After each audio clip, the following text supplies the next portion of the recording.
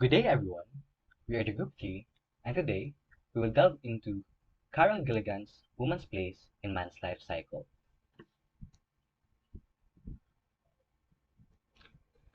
In exploring the human life cycle, Chekhov's play stands as a prime example, showcasing how an observer's position significantly shapes perspectives. The female viewpoint presented in the play offers unique insights into human development, the human condition, and the value of life. This gendered lens transcends into the realm of social sciences, challenging the presumed objectivity in theories and exposing the human constructed nature of knowledge. As a result, societal perspectives face a critical reevaluation, emphasizing the importance of embracing diverse viewpoints beyond traditional male centric lenses. This examination illuminates the deep rooted connection between gender perspectives and biases in understanding the human life cycle, highlighting how societal roles and biases intricately intertwine with perceptions of human development and life's value. It urges critical reflection on knowledge, construction, and advocates for a more inclusive understanding of the human experience, emphasizing the necessity of challenging prevailing biases to foster a society grounded in equality and justice, where human experiences are valued and comprehended from various viewpoints. The Cherry Orchard exemplifies divergent gender perspectives through characters Lupakin and Madame Manubsaya, emphasizing the clash between optimism and pragmatism. In the second act of the said play, it discusses Lupakin's ambition to purchase and transform Madame Manubsaya's estate. He envisions replacing the cherry orchard with summer cottages to eradicate the past's awkward and happy life. His vision represents a desire for progress, but Madame Manubsaya believes it to be impractical, emphasizing that his aspiration for giants may be suitable for fairy tales but not in reality.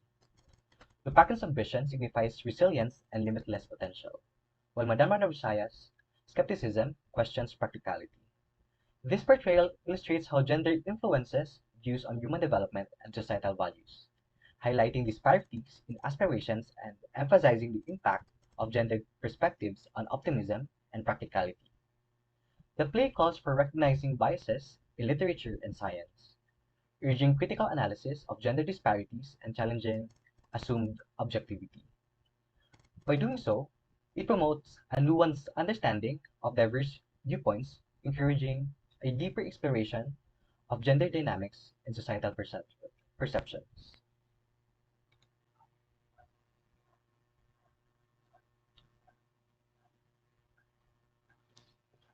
Unraveling biases in literature and psychology, including in texts like The Element of Style by Strong and White, reveals deeply ingrained gender biases evident in English usage. These biases persist in psychology, where the dominant male perspective portrays women as deviations from the norm.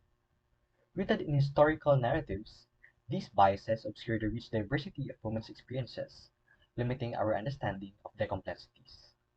Furthermore, the narrative of Adam and Eve also perpetuates the dangers of constructing female identity with male paradigms, distorting society's perception of women's lives.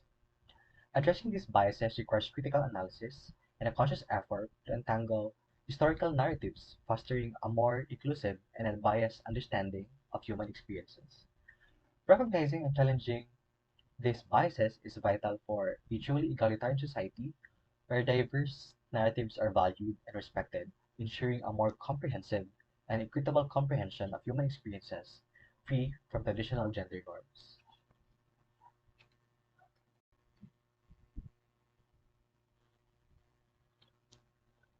In developmental theories, Freud's psychosexual theory centered around male experiences, created a skewed perspective of women's development, emphasizing concepts like the Oedipus complex and castration anxiety. These biased understanding highlighted Freud's inclination to view male experiences as the norm, overlooking the complexities of female development. In contrast, Chodorow's perspective challenged Freud's bias by emphasizing early experiences and attachment's role in shaping gender identity. Girls, through continuous attachment to mothers, develop empathy, while boys, defining masculinity through separation, establish more defined ego boundaries. Chodoro's work, influenced by Robert Stoller's studies, underscored the significance of relationships and attachment in gender identity information. Recognizing these biases is crucial for fostering equality and justice, transcending traditional gender norms in society, and promoting a more inclusive approach to human developmental studies.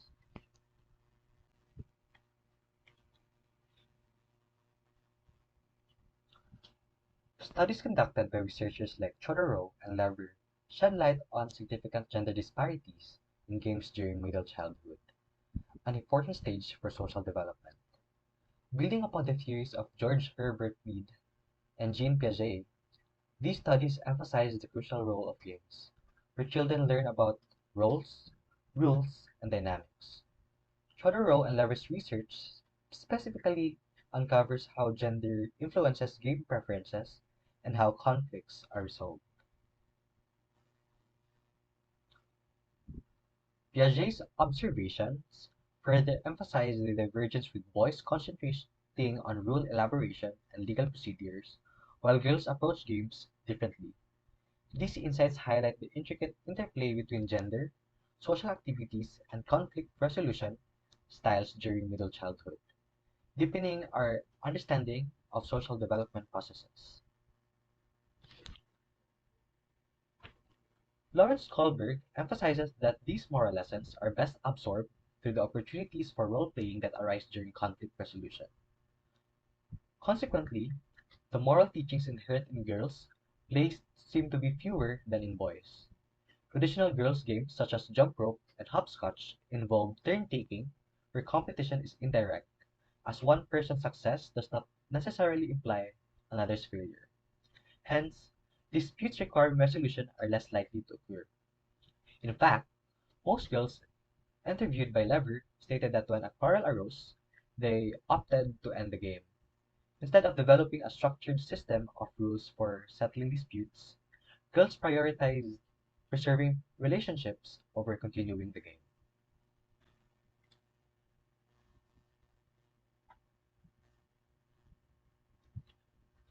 Chodorow and Lever's research underscores fundamental gender disparities in personality formation, significantly impacting how adolescents, especially girls, navigate their identity development during puberty. Freud's theory shed light on the psychological experiences of girls during this crucial phase, emphasizing struggles such as castration anxiety and feelings of inferiority. Puberty, often termed the second individuation process, introduces unique challenges for girls, highlighted by Freud's observations. This period brings heightened awareness of societal expectations, bodily changes, and psychological shifts, leading to internal conflicts. Addressing these challenges requires fostering a supportive environment that recognizes the complexities of female adolescence, empowering girls to embrace their evolving identities with confidence and resilience. The problem that female adolescence presents for theories of human development is apparent in Erickson's chart of 8 stages of psychological development. Here, women are failed to be considered in the theory, so of which adolescence, being the fifth stage, would be the focus for discussion. And accordingly, the first 4 stages, um, the one that before this adolescence, in the chart, as we can see, the from early childhood, preschool, school age, adolescence, um, is the successful resolution to the adolescent's identity crisis, which is what we are trying to resolve here in the fifth stage.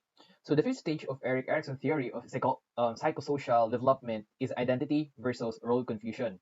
And it occurs during adolescence, from age of 12 to 18. So we know that sa mga oras nito, this is the time that teenagers try to discover, to explore the world, and to know more about themselves and gain experience. So during this stage, adolescents search for a sense of self and personal identity through an intense exploration of personal values, beliefs, and goals.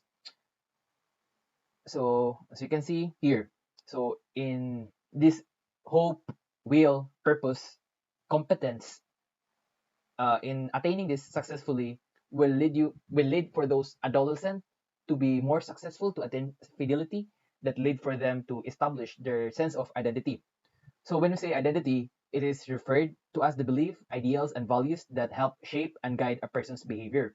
But we are talking about here specifically ego's identity.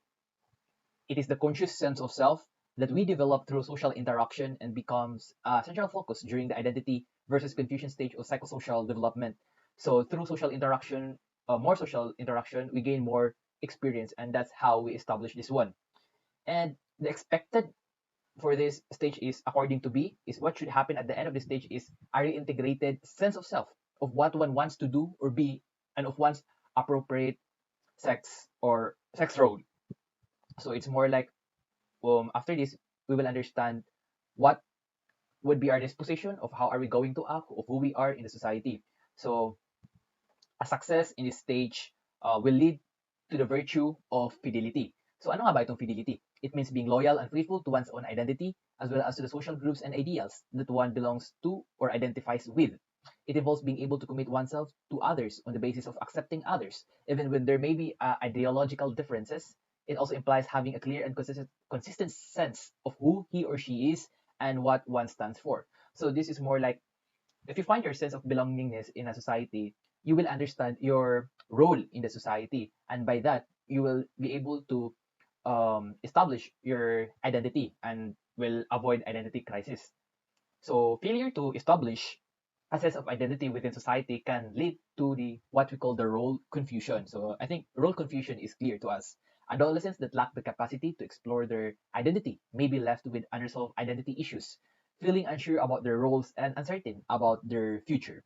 So in response to role confusion or identity crisis, an adolescent may begin to experiment with different lifestyles. Maybe it's politics, entertainment, academe, in other aspects, to understand their role in their society, to explore more and to see the world. Okay, so we have here, in this psychological human development stages, he suggested that males tend to follow a linear sequence of identity formation in which they first establish their identity before seeking intimacy and generativity, which is the ability to create and care for others. So for females, however, he argued that identity formation was more cyclical and relational, in which they often modify their identity in relation to their partner and children. So like, he is saying that female females are able to define their identity in relying with others, while male tend to establish their identity through autonomous before seeking for intimacy or closeness with others, or especially to his or her parents. So he implies that female are more dependent on male for their sense of self, and that they sacrifice their own identity to attract and please their partners. He also suggests that females are more concerned with filling their inner space with love and children rather than pursuing their own interests and goals. He contrasts this with males who he sees as more independent and autonomous in their identity formation. So ito yung sinabi ko kanina. So in male, separation or being independent, like yung paghiwalay is deemed as the development of self. And attachment, which is closeness to others, appear to be developmental impediments. So ito yung humaharang sa paghubog ng ating sarili, and is repeatedly the case in the assessment of women accordingly. So this theory has been criticized for being biased toward male development and neglecting female development. Erikson himself admitted that he didn't have a clear understanding of the female life cycle, and that his stage were based on his own observation and experiences as a man. And dito natin makikita kung ano ang disposisyon or paano tinitingnan ng tao, lalo na sa mga unang panahon, ang mga babae. So here we would understand what's the place of women in the male life cycle. So here are the criticisms. He assumed that male patterns of development was universal and normative, and that women had to follow the same stages as men. He did not consider the different social and cultural context that shapes women lives and identity. So totoo nga naman. In different culture, iba-iba yung like human development ng mga babae. He focused on the individual's ego identity, which is defined by autonomy, which is biased to male, independence, rationality, and achievement. He ignored the relational aspects, which is dito kilala ang mga babae. Relational aspects of identity, which are more important for women, such as intimacy, the closeness, care, empathy, and cooperation. He overlooked the specific challenges and conflicts that women face in their development, such as sexism, discrimination, oppression, violence, motherhood, work-family balance, and aging. He did not acknowledge the diversity and complexity of women's identities and experiences, such as those women of color, lesbian and bisexual women, transgender women, disabled women, and immigrant women. Nakasintro lang talaga siya sa male, like, may bias yung theory towards male. Then, aside from this, we can explore the definition or what's the placement of woman in other perspectives. So, the sex role in fairy tale. So, according to Bruno Bettelheim, he explored the different roles and identities of male and female characters in fairy tales and how they reflect the gender expectation and stereotypes of society. So, in the Tale of Three Languages, this is the title, a father sent his son to different schools to learn language, but the son only learns how to communicate with dogs, birds, and frogs. So it's an embarrassment. So the father is disappointed and angry with his son and decide to kill him. However, the son escapes and uses his animal language to save his life and become a king. Interpreted the story as a metaphor for the conflict between the father's rational and conventional worldview and the son's intuitive and creative approach to life. So makikita natin dito na gina-portray yung male as someone that hero, someone that's strong, someone that arises from ashes, parang ganun. Tapos, in the story of Snow White, which falls into the death-like sleep after eating a poisoned apple, and she is awakened by Prince who falls in love with her at first sight and marries her, in addition with Sleeping Beauty and his prince. He kisses her and awakens her from her 100 years of sleep. They get married and live happily ever after. So dito makikita natin that Snow White represents the innocent and naive side of femininity. The story reinforces the idea that women need men to rescue them from their troubles and provide them with happiness. In Sleeping Beauty, he argued that Sleeping Beauty represents the dormant and passive side of femininity, while the prince represents the active and adventurous side of masculinity. He also claimed that the story reinforces the idea that men have to be brave and heroic to win women's love and loyalty. So makikita that natin dito that in fairy tale, women are always defined as someone that um, need help from others, need to depend with others. While sa three languages, makikita natin na just being alone, just being autonomous, independent, men is like portrayed as a king, as a strong man. So makikita natin na there's a huge difference in between the two.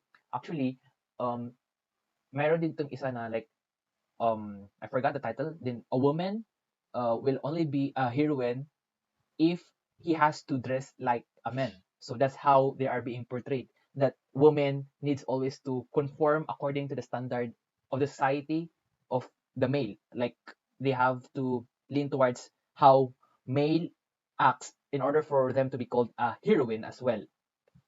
Okay, so next is David McClelland of the United States that sex role turns out to be one of the most important determinants of human behavior.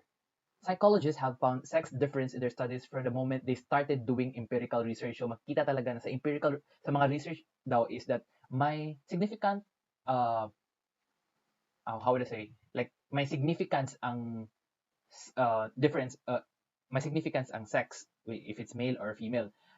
Then biases arise as the scale of the standardization of this research rather came from men's interpretations of research data that tended to regard male as the norm while female behavior deviates from the norm. So there's unfair kasi mga male researchers yun, so they base it how they perceive thing is. So ang nangyayari, ang nagiging standard is yung male. So kapag yung lumihis yung behavior ng female away from that norm, then they're considered kakaiba, which is not the case. So we have here Martina Horner proposed the concept of fear of success as a personality trait that makes some women avoid or sabotage their own success in competitive situations because they anticipate negative consequences such as social rejection, loss of femininity, or isolation. So before everything else, si McClellan, he divided concept of achievement motivation into motive of approach success, which is hope success, motive to avoid failure, the fear of failure. So ang pangatlo is ang fear of success ni Martina Horner. So she used the thematic perception test or TAT as a method to measure the fear of success in women. The TAT is a projective test that consists of showing ambiguous pictures to the participants and asking them to write stories based on what they see. She designed a specific task picture that showed a woman receiving a award from a man in front of an audience. She asked male and female college students to write stories based on this picture, and then coded the stories for the presence of or absence of fear of success imagery. She defined fear of success imagery as any indication that woman in the picture would suffer negative consequences as a result of her achievement. So 65% of female of students and 10% of the male students showed fear of success imagery in their stories. She concluded that women have a higher motive to avoid success than men, and that this motive interferes with their academic and career aspirations. She also suggests that this motive is influenced by the social and cultural norms that define success as a masculine attribute and failure as a feminine one.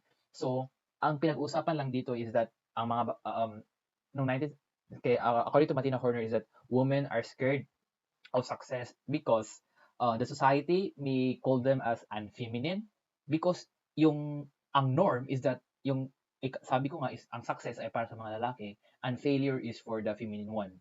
Tapos sinugundahan din to ni Georgia Sassen in 1980 suggested that women's fear of success was a form of internalized oppression, which he described as the acceptance by the oppressed of the values and norms of the oppressor. He argued that women had learned to associate success with masculinity and failure with femininity, and that they feared losing their femininity, identity, and social acceptance if they achieved success. So, medyo malala.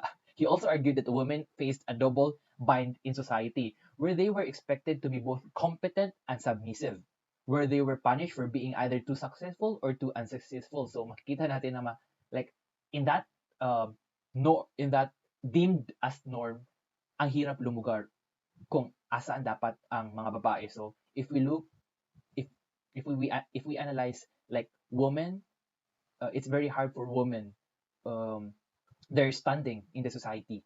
So according to Virginia Woolf said that the value of women differ very often from the values which have been made by the other sex. She argued that women need economic and intellectual independence to be able to write and express themselves freely. By the way, Virginia Woolf is a writer, if I'm not mistaken. um, she also added it is the masculine values that prevail. So to show how the dominant culture and norms of her time were shaped by men and their interests, and how this affected the way women were perceived and treated in both life and fiction.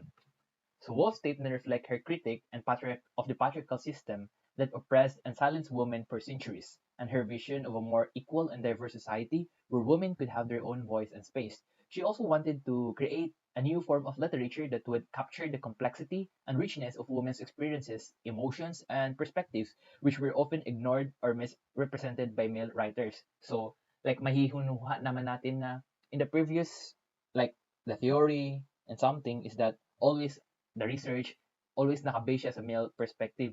That's why like Virginia Woolf is like an advocate that to be more to be inclusive and to add the POV, what's the perspective of women toward certain things. So in this okay, woman's place in man's life cycle has been that of nurturer, critiquer, and helpmate, the weaver of those network of relationship on which she in turn relies. But while women have thus taken care of men, men have in their theories, like in Eric Erikson of psychological development, as in their economic arrangement, tended to assume or devalue the care. So this is according to Gilligan, na hindi pinapahalagan yung care na ipinoprovide ng female, where in fact male benefit from it. Male wants care from women. And according to Miller, maturity, when we're talking about adulthood, maturity is equated with personal autonomy. So this is the usual one. Concern with relationship appears as a weakness of women rather than as a human strength. So we know that autonomy is always like in the norm that it is for male, then relationship or closeness or relying to someone is for women, which is deemed as a weakness of women. So 6 stereotypes are reported by Broverman, Vogel, Clarkson, Rosencrantz. The repeated findings are the qualities deemed necessary for adulthood: the capacity for autonomous thinking, clear decision making, and responsible action are all are those associated with masculinity and considered undesirable attributes of the feminine self. So In this norm na pinag-uusapan natin sa kanilang studies is yun na nga, like women can't be autonomous, can't be rational thinker as something. And Carol Gilligan rather, a research states that I have found that women's moral development centers on the elaboration of that knowledge and thus delineates a critical line of psychological development in the lives of both of the sexes. So, anong ibig sabihin niya dito? She conducted several interview studies with girls and women, including one with women who were deciding whether to have an abortion, to explore how they make moral decisions and how they understand themselves in relation to others. She found that women's moral development centers on elaboration of their knowledge of care, which involves recognizing the needs and feelings of others as well as their own. She also found that women's sense of self is shaped by their connection and responsibility to others, rather than by their separation and autonomy from others. So basically, sinasabi niya that we cannot label care as something that weakness, because actually dito nanggagaling yung strength ng woman. Actually, this is the care ethics that is being proposed of Carol Gilligan, that in whatever they do, they base their thinking, their judgment according to their care. So, it's more like tinitingnan nila kung ano yung magiging kapakanan ng tao, ng kanilang sarili at sa kanilang surrounding. There are many criticisms of traditional theories, which in first was led by Sigmund Freud, when he said women's sense of justice is compromised in his refusal of blind impartiality. It was backed by Piaget and Kohlberg back then, especially in Jean Piaget in 1932, relegated girls to a marginal role in his account of the moral judgment of children, thus further eroding the recognition of their moral agency. Lawrence Kohlberg, on the other hand, in 1958 and 1981, omitted females entirely from his original study, resulting in a framework that inherently lacked a feminine perspective in his six-stage theory. He failed to encapsulate the nuanced moral dilemmas and resolutions that women often face. So, in women's unique moral experiences, there was a paradox observed. First of all, Kohlberg and Kramer implied that women can progress morally only by entering male dominated arenas, where relationships are subordinated to rules to universal principles of justice.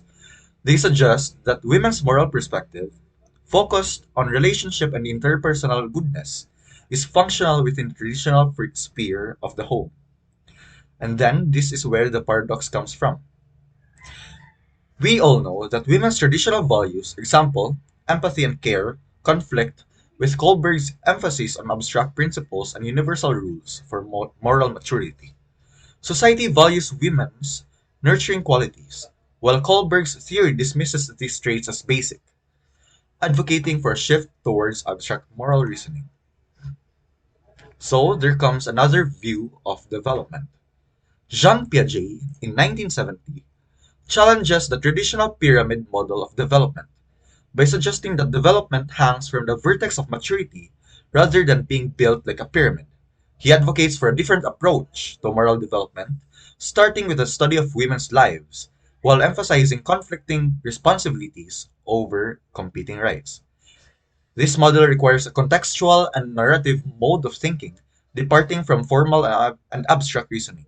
It also redefines morality as being rooted in the activity of care and presents a distinct understanding of development, diverging significantly from the theories of Freud, Piaget in 1932, and Kohlberg. So now we're going to discuss the difference between morality of rights and morality of responsibility.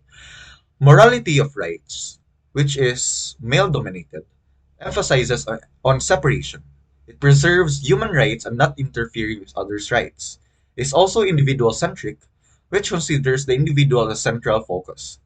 Lastly, it is objective fairness and justice, as it recognizes and upholds the rights that naturally or intrinsically belong to individuals. Morality of responsibility, on the other hand, which is female dominated, emphasizes more on connection, which is being responsible to the world and others, not just oneself. It is also a contextual relative. It also promotes contextual relativism, which evaluates based on impact on relationships, cooperation, and harmony with others. It recognizes the limitations by understanding that moral dilemmas might not have universal objective solutions. Lastly, it promotes Loevinger's autonomous stage, which discusses the excessive sense of responsibility through the recognition that other people have responsibility for their own destiny. So, in understanding care ethics, we discuss women's unique moral experiences. In care ethics, it prioritizes interpersonal relationships and caregiving roles in moral decision making. It emphasizes empathy, compassion, and understanding in ethical judgments. It challenges traditional ethical theories by valuing emotional connections and contextual understanding. So, in connection with women's unique moral perspective, women often prioritize relationships and emphasizes understanding others' experiences. They also have a holistic approach to well-being mirrors care ethics to well-being, which mirrors care ethics emphasis on comprehensive care for individuals and communities. It also advocates for social justice and women's moral perspective, which resonates with care ethics focus on moral obligations and societal well-being. So the book or the passage also discussed the myth of Demeter and Persephone. The myth of Demeter and Persephone symbolizes feminine power dynamics. It highlights the strength in interdependence, resource building, and giving, while emphasizing values traditionally associated with a feminine psyche. In Persephone's story, with her ties to both the underworld and the earth, it illustrates the cyclical nature of attachment. It emphasizes the importance of balance, acknowledging that life involves transitions between different spheres of existence. So we have our own critique of traditional development theories. First, we discussed about the neglecting attachment. Conventional development theories often neglect the significance of attachment or relationships, focus primarily on independence and autonomy. This oversight obscures the holistic understanding of human development. While considering Persephone's symbolism, the myth challenges these traditional theories, reminding us of the essential role of the mother-daughter relationship. It signifies that neglecting this attachment can lead to emotional and societal barrenness, highlighting the need for a more balanced approach. So, we call upon for more inclusive theories through comprehensive understanding.